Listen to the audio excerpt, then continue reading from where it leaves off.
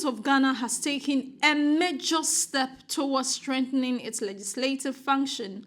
On Wednesday, June 18th, Speaker of Parliament, Right Honourable Alban Kingsford Sumana Babgin officially launched a $1.6 million capacity building initiative. The project, Building the Capacity of Parliamentarians for Economic and Financial Governance, is a collaboration between the World Bank and the UK's Foreign Commonwealth and Development Office. It aims to sharpen the skills of members of parliament and their staff in areas of economic and financial governance. At the launch, Speaker Babgin stressed that a retooled parliament will not only improve legislative performance, but also help restore public confidence in democratic governance and promote sound economic oversight.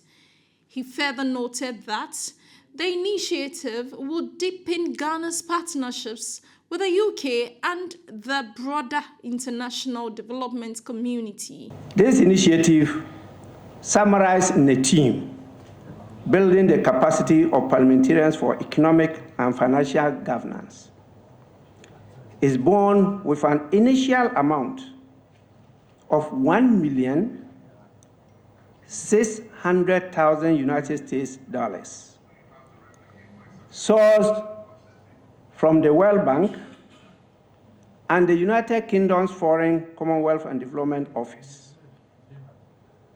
Today's ceremony launches the initiative, a new chapter of strengthening the collaboration between Ghana's Parliament, the World Bank, and the United Kingdom Foreign Commonwealth and Development Office. This event comes after lots of strategic discussions, planning, and collaboration of partners who share a common goal to see Ghana's Parliament achieve its vision of becoming a model in Africa. One of the things that we are losing out because of our attitude is the fact that we are failing to see as a country that the 8th Parliament have ushered in the developmental stage of our democracy. Others have seen it. And what has led to this project is what the 8th Parliament has achieved. Yet the 8th Parliament is being condemned by Ghanaians as one of the wasted periods.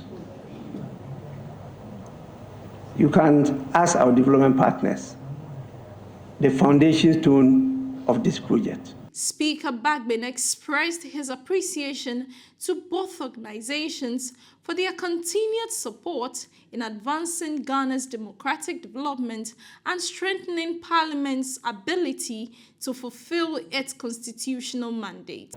I wish also to extend my appreciation to the World Bank and the United Kingdom Foreign Commonwealth and Development Office for the support. And I can tell you, I'm in direct contact with the World Bank, not only the country office, but also the World Office in the US. Leaders from both sides of the House, Honourable Mahama Yariga and Honourable Alexander Afenyo-Markin, welcomed the project, describing it as both timely and impactful. The minority leader, Afenyo-Markin, remarked that without a solid understanding of finance and economic governance, parliamentary procedure risks becoming hollow. In every democracy, protection of the public purse is both constitutional mandate and a moral obligation. The decisions we make in Parliament have far-reaching consequences for economic development and in shaping public trust in our democratic institutions.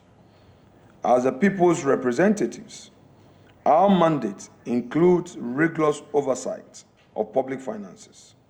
Therefore, we must commit ourselves to becoming effective and credible fiscal stewards.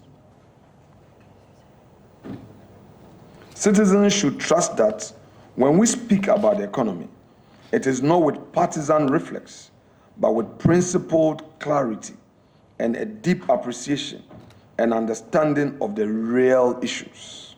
It is not enough to merely understand parliamentary procedure and legislative processes. Important as they are, procedure alone cannot substitute for informed knowledge. Rather, they are tools, frameworks that help us engage more effectively with the real issues. Without a solid grasp of the substantive matters in finance and economic governance, procedure alone becomes hollow in contributing meaningfully to the economic stability of our country. We want the committees to have public hearings. The culture of public hearings in this parliament was spearheaded by the Public Accounts Committee, which is really a finance tool, financial accountability tool. And it's become very, very popular. It was joined by the Government Assurances Committee, which has also become very, very popular. But the substantive issues of healthcare, education delivery, housing delivery, roads infrastructure, and etc., energy, access to electricity and all those things, are matters that are handled by very important committees like Health Committee, Education Committee, and etc. These committees have sometimes 20, 15, some of them have 30 institutions and agencies directly under them. And they all present reports to Parliament. Every one of them presents an annual report to Parliament. So the next stage is that we want these substantive committees, not the finance committees, not public accounts and etc., that are dealing with accountability for the use of the money, but the ones responsible for actually delivering on the basic necessities of life. We want these committees to take the reports of all the agencies that operate under their supervision and hold public hearings and hold the heads of those agencies accountable for the substantive delivery of these commodities: education, healthcare, housing, roads, electricity.